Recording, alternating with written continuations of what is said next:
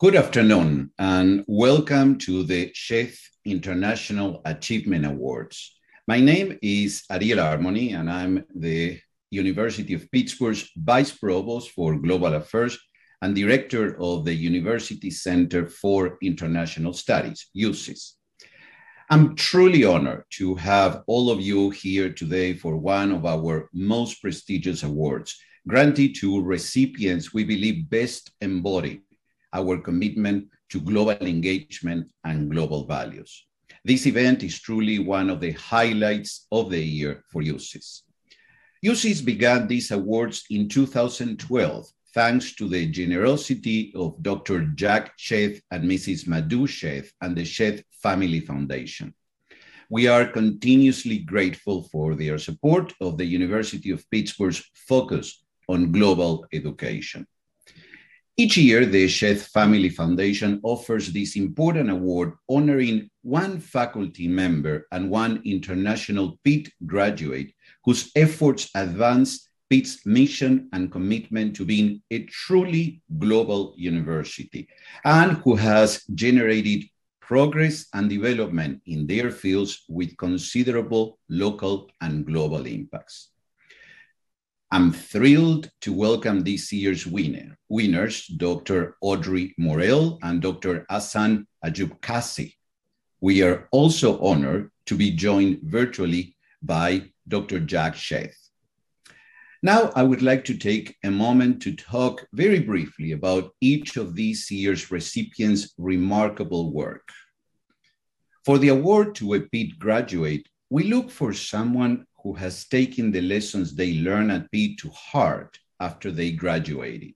Dr. Ihsan Ayyub Qazi's career is exemplary of a Pitt alumnus who has capitalized on his international experiences for the benefit of making the world a more equitable and social place, a place where there is true value in commitment to social justice. His tremendous efforts and pivotal work have helped bridge the digital divide across the world and tackle digital access obstacles faced by underserved populations. It's thrilling for me to see how he has integrated his experience in computer science with his passion for digital literacy and social justice to address societal divides and inequity. And he has inspired a new generation of students that he mentors, many from underserved communities. For the faculty member awardee, we look for someone who has gone above and beyond what it means to create a global classroom and a learning environment that embodies an international education. So today, I am very pleased to congratulate Dr. Audrey Murrell for this truly remarkable achievement. She is a prominent scholar, professor, mentor, and activist, someone I have the honor to know and work through our roles at the university. A pivotal leader on campus and beyond, Dr. Murrell's tremendous efforts have led to the creation and expansion of global learning and educational opportunities for Pitt students. And her continuous and innovative work has pushed the field of business to confront challenges in diversity and access. She's a vital part of Pitt's community, and I am privileged to be able to call her a colleague. As a university and as a global community, we are deeply committed to supporting and highlighting those doing international work that provides resources, education, and opportunities to international and transnational communities of all kinds. Our award winners have exemplified this philosophy, and I'm incredibly honored to have them here today. So please join me in an applause, a virtual applause, in extending a heartfelt congratulations to this year's recipients. I would be remiss not to give special thanks to all those involved in the organization of this event, especially to Dr. Belkis Torres, Jason Kane, Laura Daversa, Stephanie Comfort, and the entire Sheth Awards Committee. Their tremendous contributions to expanding Pitt's global engagement are extraordinary, and I'm continuously thankful to work with such a wonderful team. So with that, I would like to formally introduce Dr. Sheth. Before I do that, I want to say that we miss Madhu this afternoon, who always joins us for this event. She's a warm, socially committed, superb individual. As an active member in the community, she has positively impacted the lives of thousands of people. So I look forward to seeing her and you, Jag, of course, as well, in person soon. Dr. Jag Sheth is a renowned scholar, an expert in the field of marketing, known globally for his scholarly contributions in consumer behavior, relationship marketing, competitive strategy, and geopolitical analysis. He is the Charles Kelstad Chair of Marketing in the Goizueta Business School at Emory University. Jag obtained his MBA and PhD at Pitt. He is a generous individual, a sophisticated thinker, and a talented advisor to governments, universities, and many organizations around the world. And as such, he truly represents the superb caliber of our university. We are honored to be joined today by Jag Sheth, who will now offer some welcoming remarks. Thank you very much. Thank you, Dr. Armani. It's always good to be on this program, especially we look forward to this as an annual event. Same team as last year, but it's incredible how enthusiastic and how involved that whole team is. A couple of comments, first of all, about our own journey in Pittsburgh.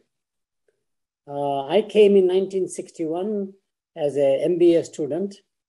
My wife joined me in 1962, and we have all kinds of experiences I wanted to share before I congratulate the two recipients.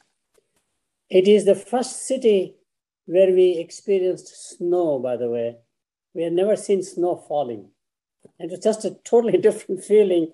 What you see in the movies, now you experience in person. And Pittsburgh gets good snow, which is great. So that's our first experience.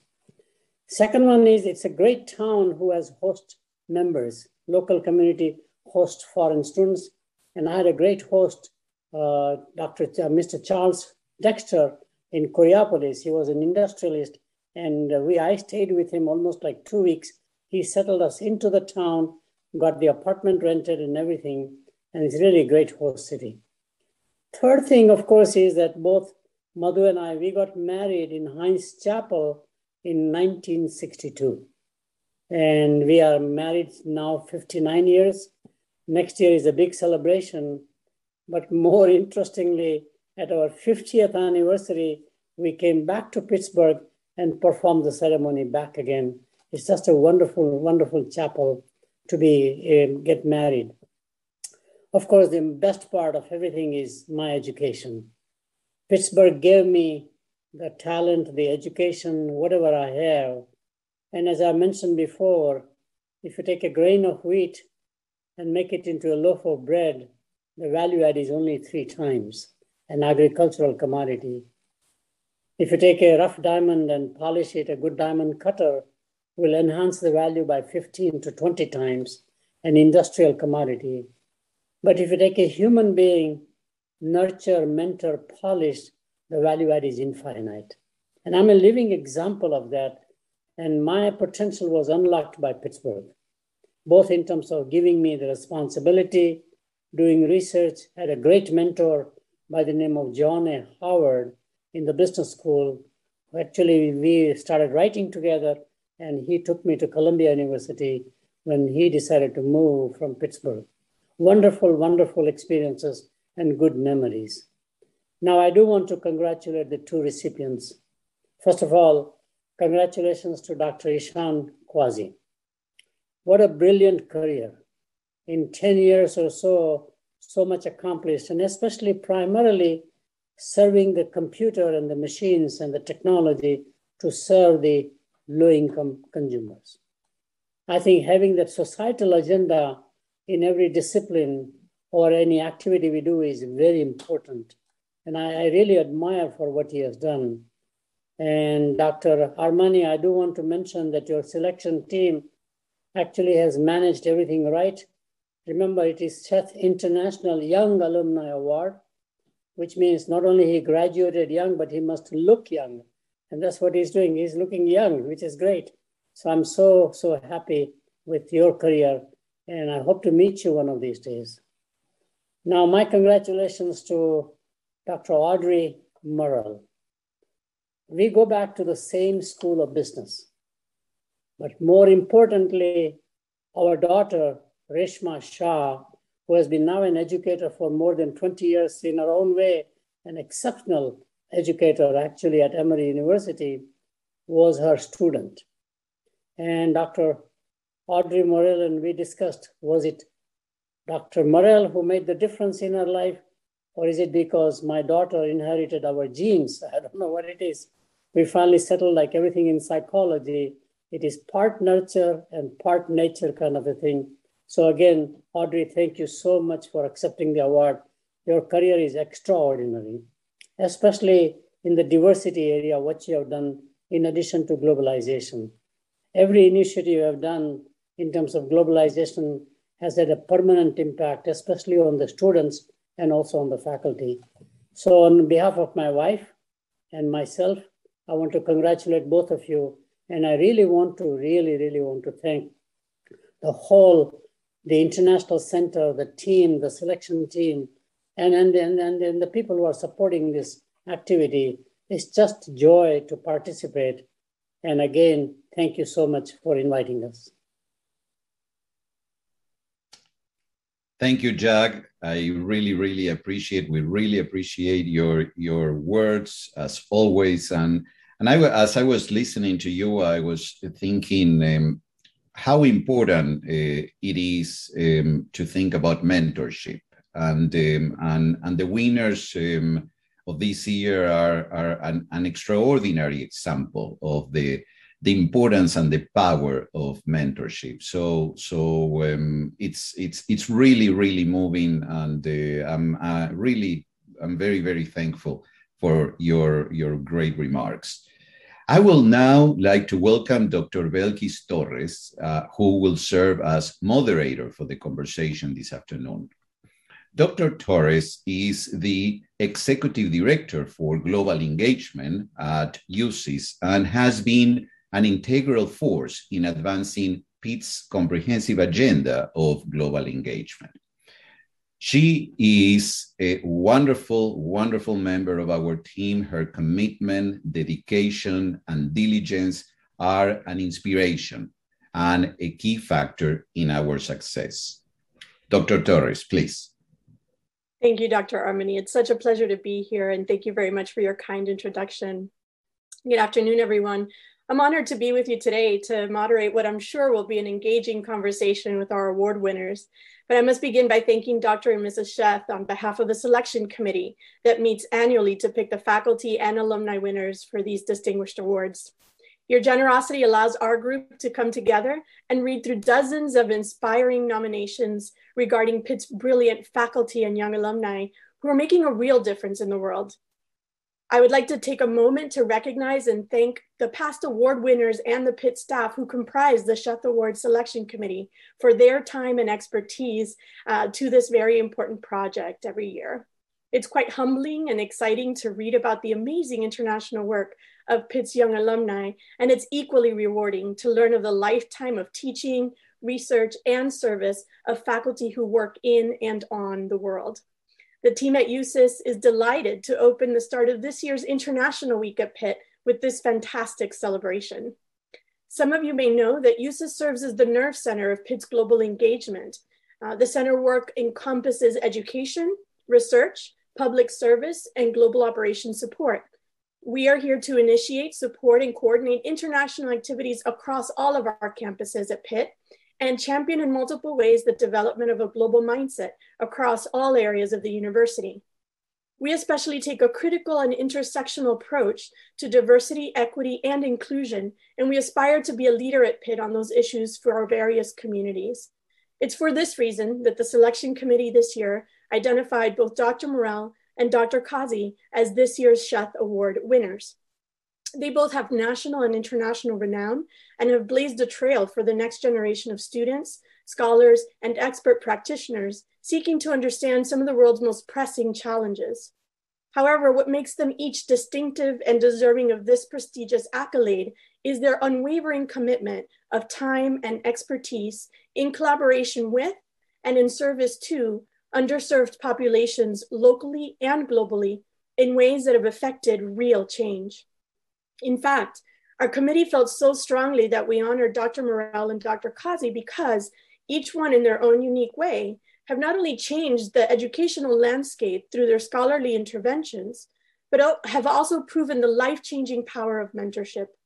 They recognize that affecting lasting change in the world requires nurturing the intellect and ability of future generations and strategically addressing barriers such as access and affordability to higher education and digital literacy. For these and many other reasons that should become clear throughout today's conversation, it is a real privilege to present to you the 2021 Distinguished Sheth Award winners. We begin with Dr. Audrey Murrell, who is a professor of business administration and holds secondary appointments in the Graduate School of Public and International Affairs and Pitt Psychology Department.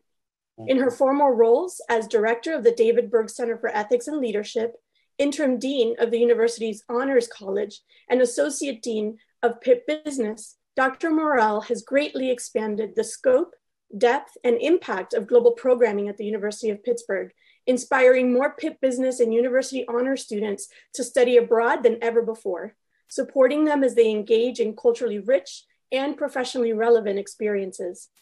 During her time at Pitt, she worked with campus leaders and colleagues to craft the Certificate in International Business, the Global Management major, and developed many opportunities for students to expand their career goals to include global audiences and experiences. Dr. Murrell led the creation and implementation of the Global Business Institute, which takes Pitt students from the classroom to the city to the world. Dr. Murrell's focus on global education and its impact is also seen in her research efforts, as she has worked with the 2013 recipient of the Sheth International Young Alumni Achievement Award, Dr. Kekenya Nataya, on an evaluation project and case study that documents the impact of Kekenya's Dream, a global organization whose mission is to provide educational opportunities to empower girls and transform rural communities in Kenya. Dr. Murrell serves as the current editor of Frontiers, the interdisciplinary journal of study abroad, sponsored and published by the Forum on Education Abroad. She received both her MS and PhD in social psychology from the University of Delaware and her BS in psychology from Howard University. Dr. Murrell is a distinguished member of Pitt faculty who conducts research on mentoring, careers in organizations, workplace supplier diversity, and social issues in management. She also serves as a consultant in the areas of mentoring, leadership development, and diversity and inclusion. She's a beloved and respected colleague and friend to many of us at USIS. Audrey, it's my personal privilege to celebrate you as this year's winner of the Sheth Distinguished Faculty Award for International Achievement. Congratulations. Thank you. Thank you very much. To say that I'm both honored and overwhelmed would be an understatement. First, to be given an award by one of our valued and distinguished alum from the University of Pittsburgh and from the business school. And just following and knowing the work and the global impact that you've had makes it all the more precious of an honor to have this award named after the distinguished Dr. Sheth. So thank you very much. And second, ever since I came to the Pitt campus, the University Center for International Studies has been my second home. I found colleagues there and support for the research, support for the programs, and the support from colleagues such as Ariel and Belkis has been invaluable as I've watched them elevate the impact and the importance of global engagement across the campus and throughout the field. It's been a pleasure to work and be just a small part of what you've done to be able to transform the university and the external community. So thank you, both of you, for your continued support and all of the members of the USIS family.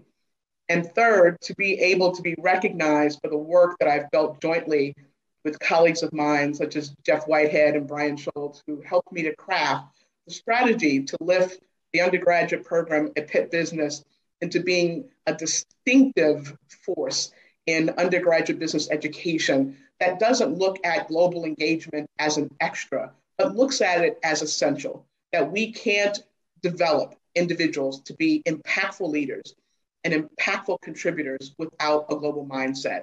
And if it weren't for the efforts of many of my colleagues who are joining me today, it would not have been possible. And to be able to work with Kenya on the amazing work that she has done in building Kenya's dreams, to use research to demonstrate the impact that she's had on the lives of those young girls in Kenya as they've now graduated, the first group from 4 years of college, and changing not only the lives of those young women, but the entire community and culture to be more inclusive, to be more egalitarian, to be more accepting and supportive of young girls and their dreams, has been not only an amazing research and project that I've had the privilege of doing, but it has so transformed my thinking about mentoring in ways that I think I've not fully realized. And so thank you again for the selection committee. Thank you to my friends and colleagues at USIS and at Pitt Business for all the support. And we're going to continue to drive home the importance of global engagement that's both research, education, and practice moving forward. And so I thank you again for this honor. Thank you, Dr. Murrell. It's now my pleasure to introduce Dr. Ihsan Ayyub Qazi, who is an associate professor of computer science with the Department of Computer Sciences and a senior research fellow at the Mahbub Haq Research Center, both at Lahore University of Management Sciences, or LUMS, in Pakistan. His most recent research focuses on designing technologies and educational interventions for bridging the digital divides between developed and developing regions, which includes divides in connectivity, access, and affordability across served and underserved areas, gender, age, persons with disabilities, and digital literacy and skills. Dr. Qazi has led several large-scale transdisciplinary projects on bridging digital divides with a focus on digital literacy, connectivity and access, and affordability. His work has included designing evidence-based educational and technological interventions for countering fake news among low digital literacy populations, making the web more affordable and inclusive for users in developing regions, illuminating the impacts of information controls and internet censorship, and developing low-cost and privacy-preserving cloud infrastructure. His work on countering misinformation among low digital literacy populations has twice received the Facebook Integrity Foundational Research Award in both 2019 and 2020. He received his PhD in computer science from the University of Pittsburgh in 2010 and his BS in computer science and mathematics from LUMS, Pakistan in 2005. His award-winning work on countering misinformation among low digital literacy populations is particularly timely. Not only is his research impressive, but his mentorship of students with a focus on those from underserved communities has created a positive impact on the global learners, researchers, and practitioners of tomorrow. I believe one of his LUMS colleagues and recommended said it best in the letter of recommendation when he states, Dr. Qazi is an exemplary academic. He works hard and very closely with his students while adapting to the local resources and constraints. At the same time, he demands a very high standard of work from people who work with him.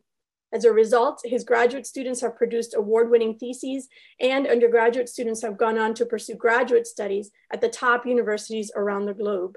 The quality of research agenda and his always willing to help attitude places him among the most popular instructors that bright students want to work with. Dr. Qazi, it is my distinct honor to celebrate you as this year's winner of the Sheth International Young Alumni Achievement Award. Congratulations. Thank you. Thank you so much, Dr. Torres. It is such an incredible honor. I am overwhelmed with, with this award. And I would like to begin by thanking Dr. Sheth and his family and the Sheth Foundation for their generosity And I must also thank the awards committee, my colleagues, students, and family for their support. Since I graduated from the University of Pittsburgh, it has been a great journey personally to be to work with the students that I have had the privilege of working with, and working on problems that I deeply care and look forward to passing on the gifts that I've received to others who are less privileged. Thank you. Thank you, Dr. Qazi. As we start the dialogue with our award winners this afternoon, I'd like to invite all of our guests to participate in the discussion by adding your questions into the chat. It is my privilege to start the conversation by breaking the ice with the first question, but I do encourage collaborative participation and conversation online with all of our amazing participants who are on this afternoon. Thank you for joining. So Dr. Qazi and Dr. Murrell, I'm going to ask you each the same question, and we'll start with Dr. Murrell and then pass it over to you, Dr. Qazi. I know that the majority of us participating in this celebration are already quite familiar with your many published works and the array of professional accomplishments that you've made that have had a lasting global impact. But I'm wondering if there's one project in particular of which you're especially proud. Can you tell us a bit about what that project is and why it's especially important to you? Dr. Murrell, we'll start with you. Oh, trying to pick one, it's like picking your favorite child. You're like, you can't just pick one. But that's right. But I have to tell you, I've had the honor for well over 2 decades to work with a former student and dear colleague of mine, Professor Ray Jones, and we put in a unique certificate in leadership and ethics program that had as its cornerstone service learning. And we got an opportunity through some funding from an alum to extend that to be a global service learning course, which when Brian Schultz came on to be director of international programs for the undergraduate business program, we expanded. And it was a very particular philosophy of how to do service learning that challenged the traditional way that we did it, where we go and to do work with the other. And instead, from a social responsibility perspective and a leadership and ethics perspective, we made in the locations where we were doing these projects a 10-year commitment to go there and to engage and to collaborate and to have a shared value and a shared impact with our global partners to be able to do something extraordinary that not only was about impacting their lives and their situations, but also the lives of our students. And the experience that we've had documented in some research that we've done looking at qualitative responses over time has been extraordinary, that the lessons that we learn from the content of the classroom extended to the experience that they had, which was a mutually beneficial experience. And so it really made the learning much more powerful, not just for the students, but for all of us who were involved. And it has been signature to the experience of Pitt Business ever since then. And it's one of the things that I consider to have been a privilege to be involved in, as I've learned as much as the students have and as our global community partners have as well. Thanks, Dr. Murrell. I think you're absolutely right that experiential learning, especially as regards community engagement, has become a cornerstone of the University of Pittsburgh experience for students and faculty researchers alike. And so it's a really fascinating example. Thank you for sharing. Dr. Qazi. Yeah, like Dr. Murrell said, it's pretty hard to pick one of the projects, but I think if I were to pick one, I would pick one of the recent projects that I did with my colleague in computer science, Dr. Aisha Ali. And we were very interested in looking at coming up with educational programs for countering fake news, especially in low digital literacy populations. And so, this was a project where we ran a randomized control trial in the city of Lahore. We reached 1,000 households, and we wanted to understand the demographics very closely and see what kind of evidence-based educational interventions can really improve their informational well-being. And it was an incredible learning experience. We had some initial ideas of what might work, and to our utter surprise, the interventions that we thought would surely have an effect didn't have any significant effect, and that makes you humble as a researcher, and also makes it increasingly important for researchers to challenge their own assumptions and biases that they bring to bear. And so what we learned was very incredible to me personally, and you know, I look forward to sharing more details as we converse in the session today. Thanks, Dr. Qazi. I'm going to ask you both to take a look back in time for a second and travel back with me to the past for a minute. And I'm going to start with you, Dr. Qazi. I'm really curious to hear about your experiences as an international graduate student coming to the University of Pittsburgh. I'm wondering if you can tell us a bit about what drew you to Pitt, what your experiences were like while you were here, and if there's anything in particular that remains memorable for you as regards your experience as an international student at Pitt. Dr. Torres, my experience at the University of Pittsburgh was easily one of the best experiences I've ever had in my life. It was filled with, you know, a lot of joy and learning. I think I had the privilege of meeting amazing mentors, amazing colleagues, with such a lot of diversity. That diversity of perspectives, I believe, really enriched me in many profound ways. And just to mention, you know, in the passing, like Dr. Sheth said, it was in Pittsburgh for the first time that I also watched snow falling. I had never seen snow falling before, and I think it was my second day or third day, perhaps, in Pittsburgh, and it's so beautiful to observe, you know, snow. So yeah, I think the sheer sort of diversity of people in Pittsburgh at the University of Pittsburgh, you know, the places you can go to for studying, for observing. For example, I used to frequently go to the Cathedral of Learning to do my study, to the Hillman Library. The nationality rooms in Cathedral of Learning were awe-inspiring, and they remain so. And each time I visit Pittsburgh, I make sure that I, you know, visit those nationality rooms. So overall, I think it was a fascinating experience, very privileged to have had the opportunity to have attended University of Pittsburgh and the wonderful mentors I met. Thanks, Dr. Qazi. You know, it doesn't take one to be an international student to be a graduate student experiencing snow for the first time as a Floridian by birth. I remember being a graduate student in Indiana during my first snowfall and feeling like a 5-year-old kid all over again. It truly is a magical experience, and something that does sort of resonate with your collegiate experience in a different way, certainly. Dr. Murrell, I'm going to take you back in time as well and encourage you to think about what it was like for you as you were a young faculty member at the University of Pittsburgh, just starting out, understanding the need and the value and the desire for inserting the global experience and global learning as part of your curricular and research experience. Can you talk to us a little bit about what the landscape of global learning was like as you come into Pitt and what that experience was like for you?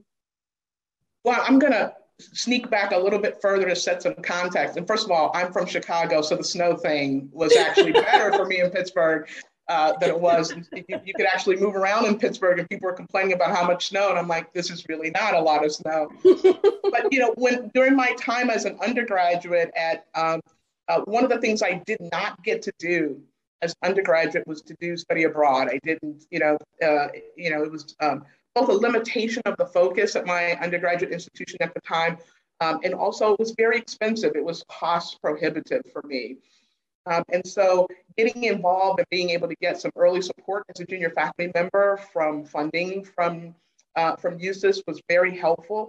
And when I stepped into the role of associate dean, because of that experience that I had had as an undergraduate, it was really important that we do whatever we could to remove cost as a factor, and that we structure the opportunities so that that issues about delay of graduation or cost or some of those barriers that we know were not in the way of people having an experience that I got to have as a junior faculty member, but really regretted not having as an undergraduate. So my friend and former student and also colleague, Jeff Whitehead, who's was head of study abroad, and I sat down and really crafted the strategy, which included addressing the data that showed that at the time that I stepped in as associate dean, no African-American students did study abroad in the undergraduate business program.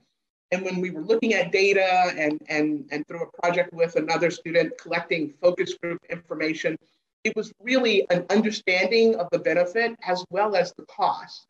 And so we did some very deliberate things that I'm so incredibly proud of, such that by the time we implemented it some 5-7 years later, the percentage of African-American students within the undergraduate business program was higher proportionally than the majority students. And the benefit was really clear. And it was one of those things that I didn't get to experience early in my career, but as I became a faculty member, I understood from the research how important it is. And now the numbers that we have are consistently what they should be, and the financial barriers and the structural barriers that I encountered as an undergraduate aren't there anymore. And it's one of the things that I'm so thrilled and proud of the work that Jeff and I and the entire staff and faculty in the business school have been able to accomplish. Thanks, Dr. Murrell. I'm wondering, because both of you in your own line of work and in your scholarship, as well as in your teaching, really do have a competency-based approach to the work that you do. You both recognize that there is value, and in fact, you are called to conduct research and teaching that really underscores how one can help build a skill set to change the lives of those with whom you're engaging. So Dr. Qazi, I'm wondering if you can talk to us a little bit about your research, the work that you've been doing, and really give us a sense of what it means when we're talking about developing the competencies of folks who may have not the access that you believe they should to digital literacy, for example. Sure, Dr. Torres. So like you mentioned, Dr. Torres, I think it's incredibly important, and I think Dr. Sheth also alluded to this, that there is perhaps no better service than to really amplify and empower communities that do not have the privilege for in terms of access to connectivity or digital literacy means, and so on and so forth. So my research looks at challenges associated with digital development, in particular focusing on access issues and digital literacy issues. Just to put this in much more context, I mean, we have seen the tremendous role of internet technologies that they have played, yet nearly 50% of the world's population actually are not connected to the internet. And there are a variety of reasons for that. Two major reasons are affordable access to internet, and the other is lack of digital literacy. In fact, if you look at coverage has increased manifold. 93% of the world's population is now covered by at least 3G network. So the problem is really has transformed into an affordability and digital literacy problem. In fact, a World Bank study back in 2018 across 22 developing countries showed that 70% of the people or of the respondents who did not use the internet mentioned digital literacy as the primary reason for not being able to use the internet. So they said, we don't know what internet is about, we don't know what to do with the internet, and so on. And the second reason was affordability, both in terms of affordability of smartphones as well as an affordable internet connection. So my research has really tried to contribute to these two spaces where I have, along with my colleagues and students, have been developing technological solutions to lower the barriers to access of internet, and on the other side, developing evidence-based interventions for improving digital literacy and as well as informational well-being of individuals, especially in the underserved communities. It's really fascinating. I'm taking notes as we speak. I'm learning so much from you already, Dr. Qazi, but I think one theme that resonates with me goes back to a comment you made earlier about humility as researchers and really thinking about testing our assumptions. And I think for many of us here today, I think it helps remind us of our privilege and the assumptions that we might make about technology as intuitive and user-friendly, and not really understanding that we are a product of a generation that has access and has had easy experiences and engagement with technology. But when you are talking about, 50% of the population and sort of thinking about how they've never had access or even understood, the technology in such a way that it becomes intuitive, it's really something that we need to question. And so you're pushing us in that way. And I appreciate that very much. I'm wondering, Dr. Murrell, if you can chime in, and because I know that you too are sort of not only committed, and you've already talked a little bit about the concepts of affordability and making sure that undergraduate students in particular have access to global learning and experiences. But I want to also take us back to this question of a competency-based approach to the work that you do, and sort of encouraging us to tell us a little bit more about that focus and that approach and why it matters. One of I think you're spot on in the question, and I think it's one of the things that motivated me to seek the position of editors of Frontiers for the Journal of Study Abroad. And I've been having an amazing and challenging time getting up to speed on just the diversity of research that's out there. And I have this opportunity coming up later in October to be on a panel with the editors of the other international journals and in the education space. And so we've been having this wonderful conversation back and forth about what do we need to do to make sure that we're not always having two separate conversations, one on the practice and the education in terms of the global space, and one on the research, that these two pieces need to talk together.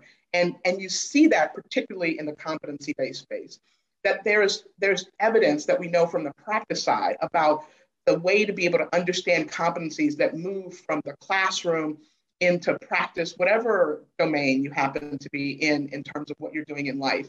And we need to get better on the research end at capturing that and understanding that and providing not only the exploratory and the reflective part of research, but how do we use research to be able to hone in and to drive those competencies and other evidence-based approaches so that practice is improving by research and research is informed by practice. And it's one of the things in my first year as editor of Frontiers that I, the managing editor, been really talking about and shaping the strategy moving forward, is that the journal is uniquely positioned in both of those domains. And so we're not having separate conversations. And so if we're talking about the impact of COVID as we look at what do we re-envision in global education moving forward and what the study abroad look like, then let's have a competency-based conversation about how do we reimagine that moving forward from the research that we know and where that research should move into practice. And so I think that you're spot on with the question, and I think it's one of the things I'm hoping for in the future of what we see in terms of research that comes to Frontiers, are scholars all over the world asking that exact question. Thanks, Dr. Murrell. I want to pick up that thread, and I want to remind our audience that you should certainly feel free to join the conversation. I certainly don't want to monopolize the conversation with our winners, because I know that there are many of our colleagues out there who have much more fascinating questions than I. Ask easier questions than Belkis says. Jump in there, please. Yes, absolutely. Jump in through the chat, ask your questions. We'd be more than happy to have Dr. Qazi and Dr. Murrell respond. But I do want to take up the opportunity, Dr. Murrell, to follow up on this question that you asked. The colleagues on this call know me as a pragmatist. I'm someone who understands the theoretical implications of something, but is really curious about what that looks like in real life, right? What that looks like in practice. And so I'm wondering if the two of you can help us understand a little bit about that particular aspect of your work. So what does your research look like in action, if you will? And I wonder if Dr. Murrell, since you started the conversation, you can take this up, and then we'll have Dr. Qazi chime in.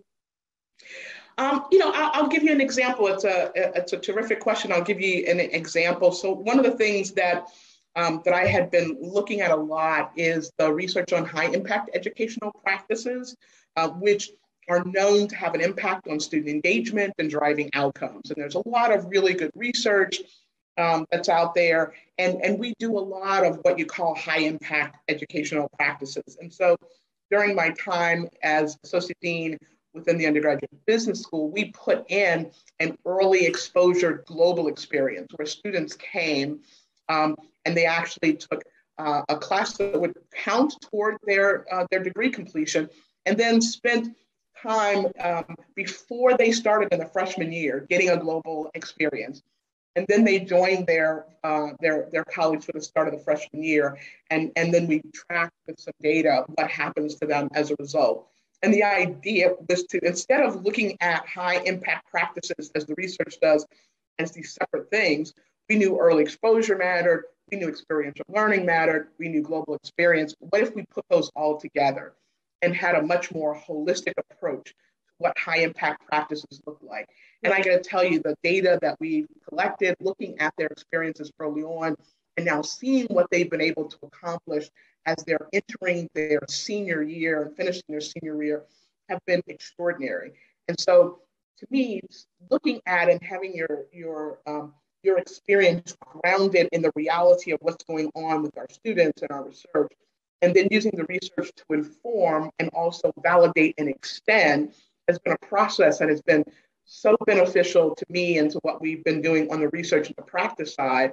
And I think that we're going to make a case, and what we'll hopefully write up, is that we really need to rethink high impact practices in a more holistic and integrated and a less siloed way, because the students don't experience it in the silos. We talk about it in the research in silos, but that's not how the students experience it, and that's not how it has its most tremendous impact. So that's one of my favorite pieces of research that I think is showing the balance between moving from research to practice to research to practice.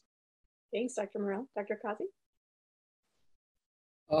Excellent question, Dr. Torres, and I agree with Dr. Murrell about the approach that one needs to take for impactful research. And I think for me, it really begins by understanding deeply the demographics of the population that you're trying to sort of develop competency programs or literacy programs.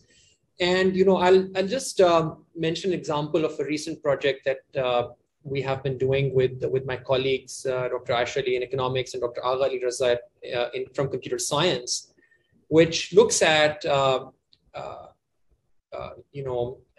new formats or new ways of actually spreading fake news, which is called deepfakes.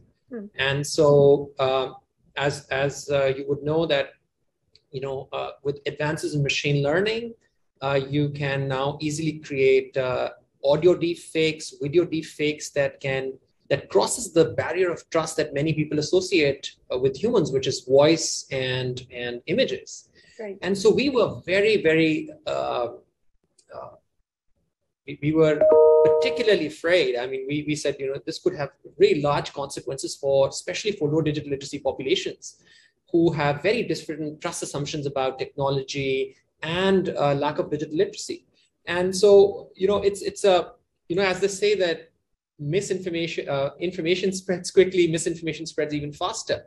And so what we did was that we conducted a study where we showed people, after, of course, approval from the IRB, audio deepfakes of popular personalities. And to our utter surprise, we found that more than 95% of the people did not even imagine that this could be a fake audio.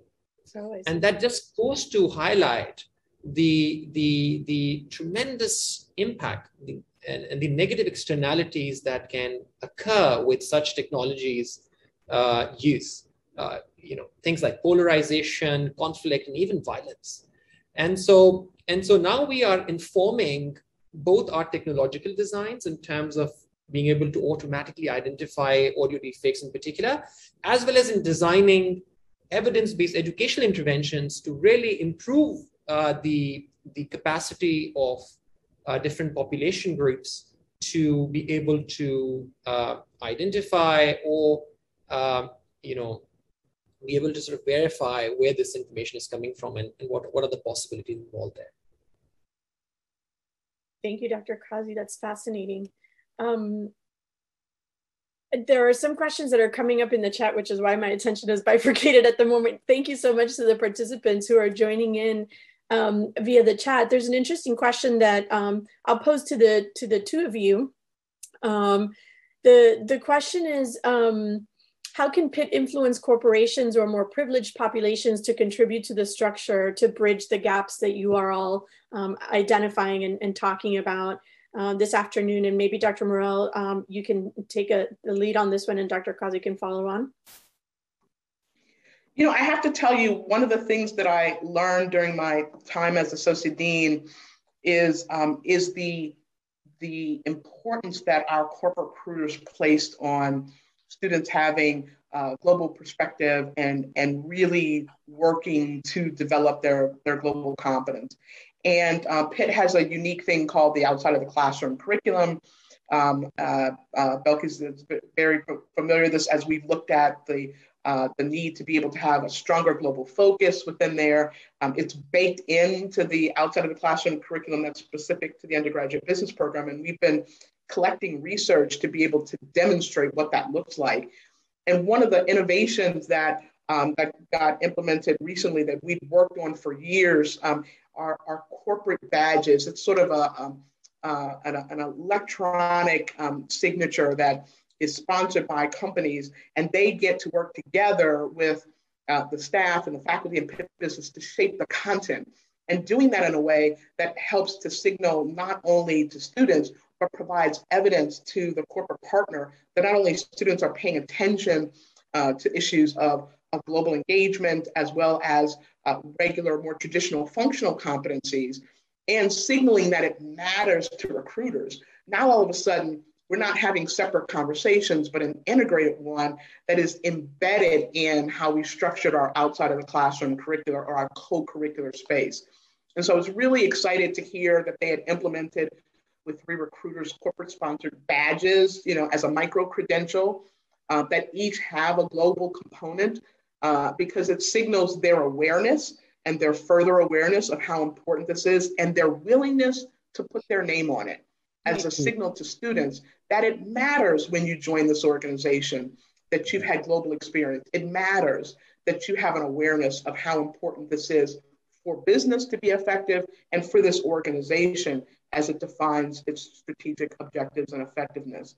And the more we can do those types of things where we are co-creating value with our corporate partners and signaling to students how important a global mindset and global competence is for them to develop, it will not only help them, it continues to be distinctive for Pitt. Belkis, can I ask a question? Yes, of course, Dr. Sheth.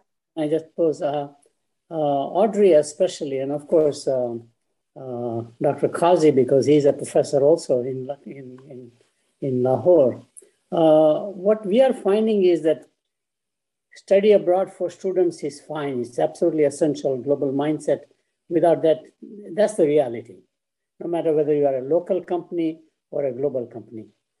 But we found something interesting that there should be similarly a faculty abroad program, maybe shorter duration, 2 weeks, 3 weeks immersion into places that they have not experienced and the institutions that those countries deal with. And we had a remarkable transformation. Every faculty who went on a 3-week immersion program in emerging economies especially came back totally now aware of that, conscious, and then they began to read the literature in that nation or that economy in some fashion, bring it in the classroom. Now we see a multiplier effect. Mm-hmm. So we are now strongly recommending that most universities should also have, however they can afford it, have a faculty abroad program, pretty much not mandated necessarily, but nudged along, as a part of promotion tenure or however we appraise the faculty. It transforms the whole institution. What do you think, Audrey? And what do you think, Dr.? I agree wholeheartedly. It was one of the things that was such a benefit and an advantage being a junior faculty member and even post tenure within the business school at Pitt, that I got the opportunity to travel with students, undergraduate and graduate, to work in our global executive programs. And it is transformational. And I was smiling as you were talking because the managing editor on Frontiers and I were just having a conversation as we're looking to solicit proposals for special issues and special sections of Frontiers. And I said to her, I really want to see some research coming in about the impact on faculty. We're we get a lot of research that documents the impact on students on global experiences and study abroad. And we have some pieces, but not enough. And there's no way as a faculty member, if you're engaged with this, it is not transformational for you too. But we don't do, I don't think, a sufficient story from the research of documenting what that looks like and how it impacts careers and research. I mean, my research was impacted by that experience. Exactly. And so we were literally just having this conversation 2 weeks ago. It's amazing that you brought that up. And so we're trying to see if we can get some authors to be interested in collaborating on a section or a whole issue and paying attention to really getting stimulating more research, because it is a part of the story that we're not telling as well and that we're not capturing. And it is significant. I agree with you. Dr. Qazi. I agree entirely. I think it's a brilliant idea. And I think such experiences can really change the way people set up their research agendas. And I really like the fact that you emphasize sort of the importance of baking this with incentives like tenure and appraisals and such like, because people respond to incentives. And having that global perspective is more important than ever. And getting those experiences to faculty who of course have multiplier effects, I think would be excellent. So I fully endorse your idea on that. Thank you, Dr. Qazi. Thank you, Dr. Sheth, for the really powerful question. You've actually prompted a lot of interesting conversation in the chat as well from faculty who've had those experiences through Pitt Cyber and other opportunities of having visiting professorships abroad and are chiming in response in agreement with your statement. So thank you. Dr. Qazi, there's a question in the chat that I'm going to pose to you, but it's certainly open to Dr. Murrell as well. This is coming from our director of the Office of International Services at Pitt. And so she's talking to us about the fact that there's a large part of global education that happens because students from around the world are able to study at Pitt and affect conversations and learning within our classrooms because they are here, right? And so the question is, do you have any advice for the international students at Pitt today? And do you have any advice for the Pitt classrooms? What are the ways in which you believe classrooms could be better utilizing the global knowledge of international students to affect change? Thanks for the wonderful question. I think Pitt provides such an amazing open ecosystem of learning. I personally had really benefited from the multicultural ecosystem that Pitt has.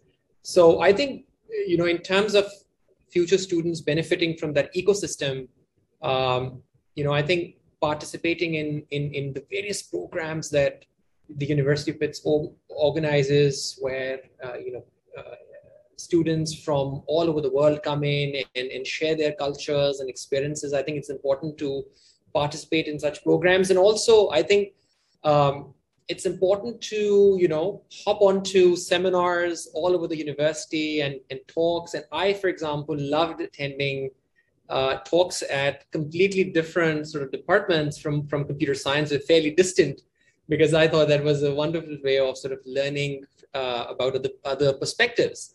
So I think being open about looking at a much broader lens than your own discipline, I think that's very important. That's where a lot of true learning occurs. So I think Pitt is such an amazing place for such a kind of experience.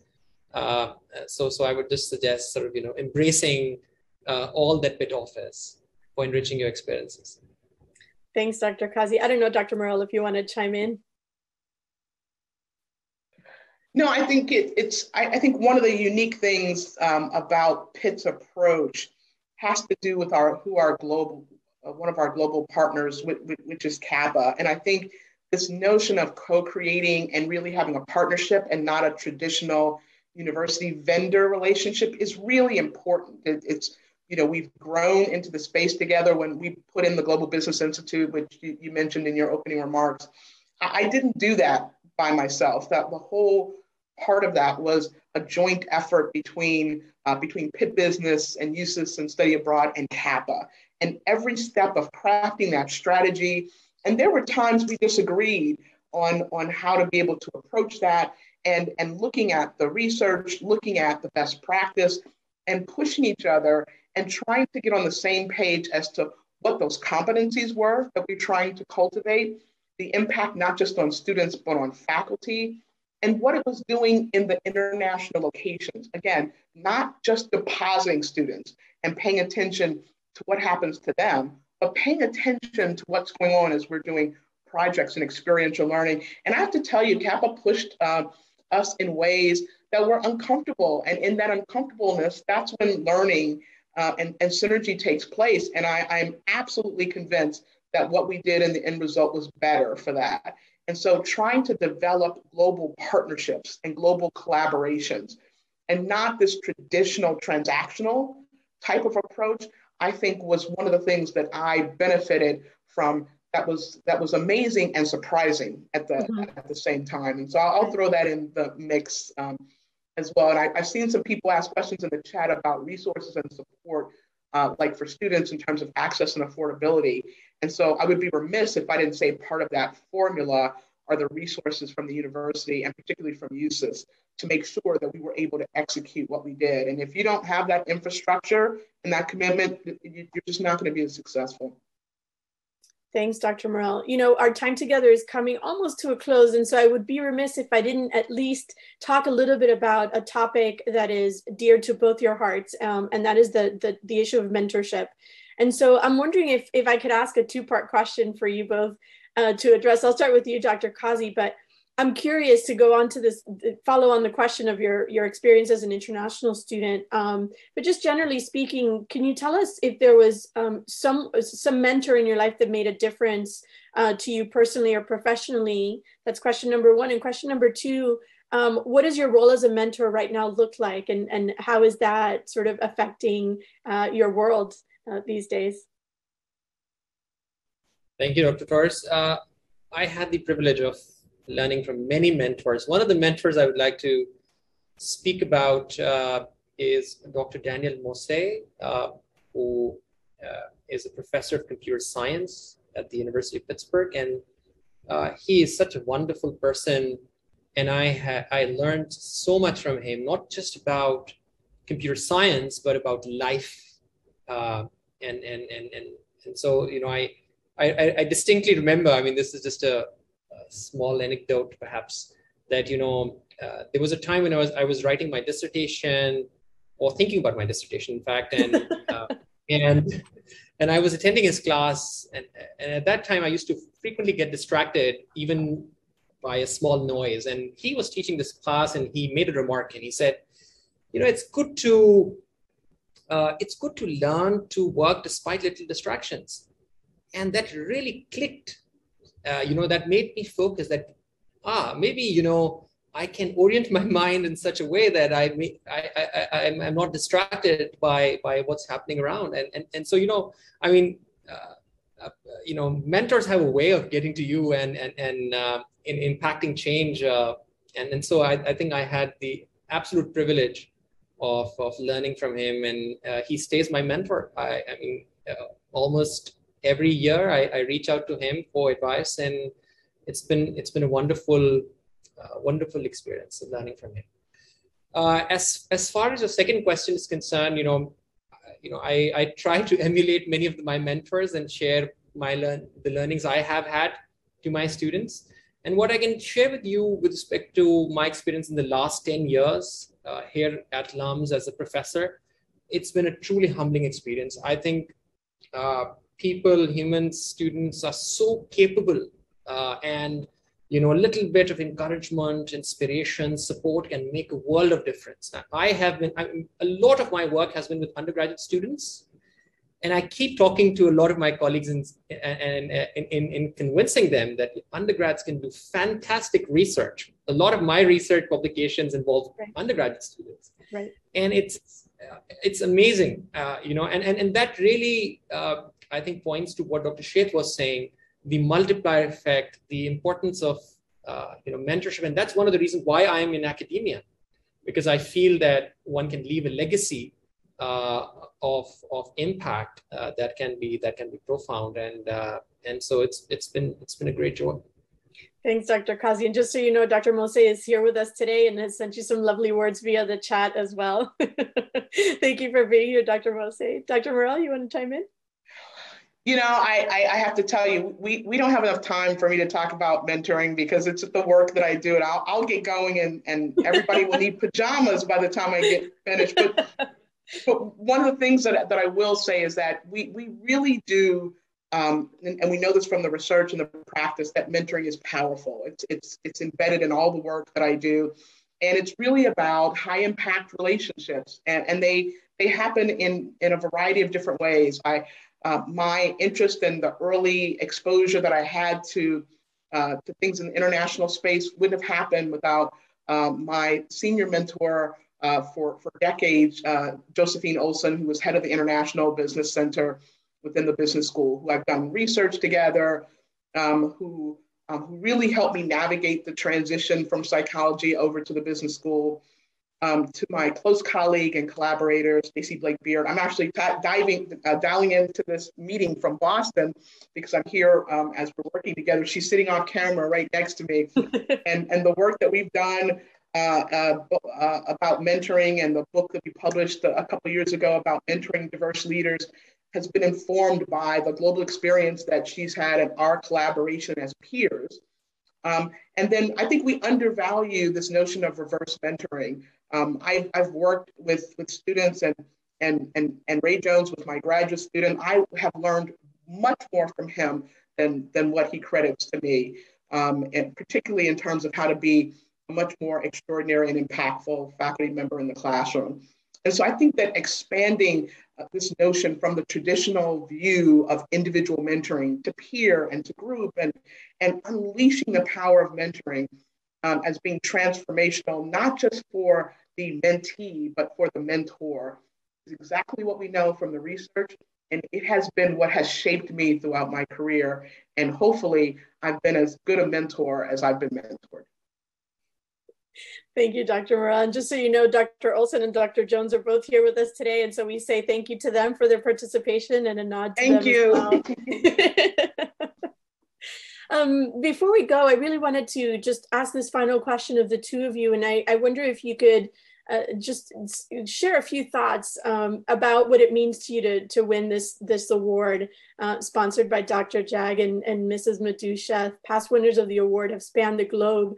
And I'm wondering how important it is for you to be recognized for your work, your study, your teaching, your service, and your learning in ways that improve the international community. So Dr. Qazi, can we start with you?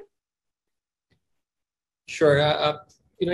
For me, it's an incredible honor and it's very inspiring. It motivates me to do, even more and contribute in the lives of my students, of colleagues, even more. And I'm very grateful to the committee, to the awards committee, to Dr. Sheth and the Sheth Foundation for their generosity in structuring such awards, and very grateful. Thank you. Thank you again. Sure. Dr. Murrell? Again, I started my comments talking about the fact that USIS provided a home for me as a junior faculty member. And it was challenging, particularly from a diversity and an inclusion standpoint. Back when I was a junior faculty member, the Pitt campus and the environment is very different today than it was 30 years ago. But I found a home in USIS that was accepting of not just the research that I wanted to do, but of me. And working with the centers and working with the amazing faculty and staff and students there have always made me feel welcome.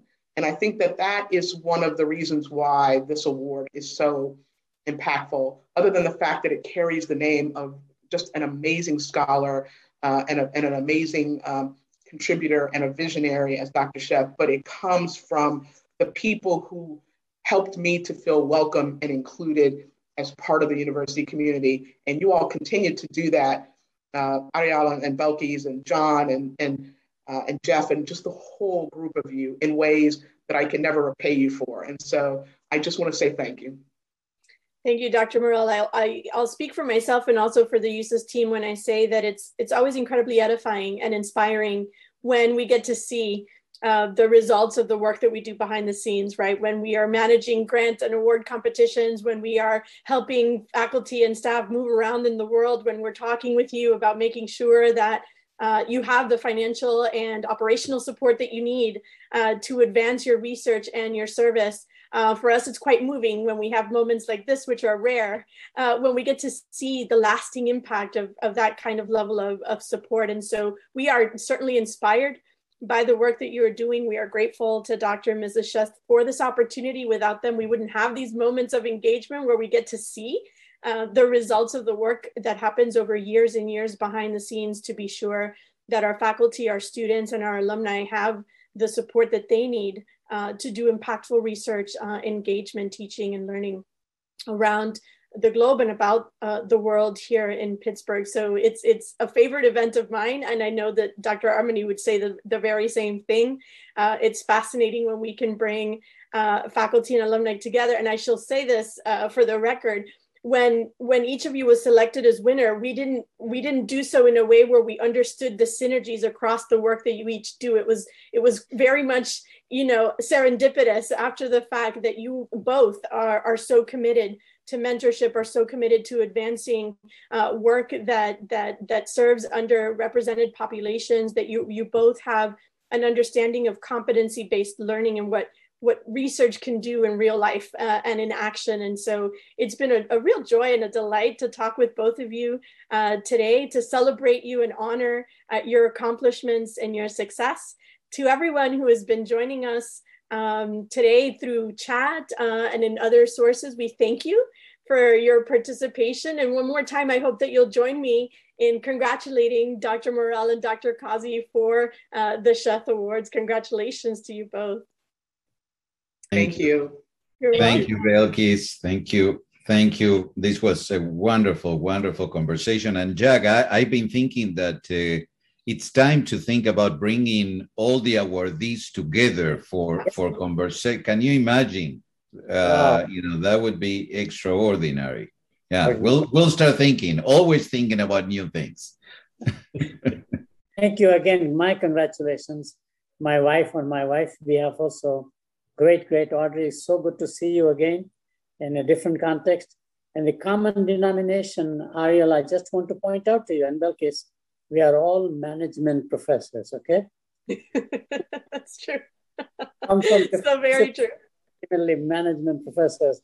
Business always is underdog. Nobody thinks business does societally good things, But this is reverse here. Look at the work Dr. Qazi does, and of course, Audrey, what she does on the campus. So thank you again very much on behalf of the Sheth Family Foundation. Thank you, Dr. Sheth. As we bring our program to a close today, I of course want to thank Dr. Armani for his leadership as Vice Provost for Global Affairs and Director of the University Center for International Studies. As I said, I know this is one of his favorite events of the year because he is a champion for faculty, students, and alumni whose research, teaching, and service makes a real difference in our local and global communities. So thank you, Dr. Armani, for your constant support. We also want to thank, of course, Dr. and Mrs. Sheth and the Sheth Family Foundation, without whose support this wouldn't even be a possibility. And so we want to thank you again for your ongoing generosity and commitment to global education. As Dr. Armani says, we look forward to doing this again very, very soon. And of course, certainly next year. We want to remind our guests that we're just starting with International Week activities to which you are all, of course, invited. Please check out iweek.pitt.edu for the list of events, activities, and programming that are available to all Pitt students, faculty, and staff this week. This is an opportunity where the university really celebrates the accomplishments of our international community and researchers and highlights all the wonderful international programs that are available to our students. And finally, we'll remind you that nominations for the 2022 Sheth Awards are going to open later this year. Please be sure to nominate our distinguished Pitt faculty and notable international alumni for their exemplary work. Details on these prestigious awards, as well as the nomination forms, will be posted on the USIS website, and we'll be sure to send nomination information to everyone in attendance today. Again, on behalf of the Mrs family, we thank you for taking the time to join us today. Your very presence at this event shows your unwavering support for global education. We thank you for your time and wish you all the best. Goodbye.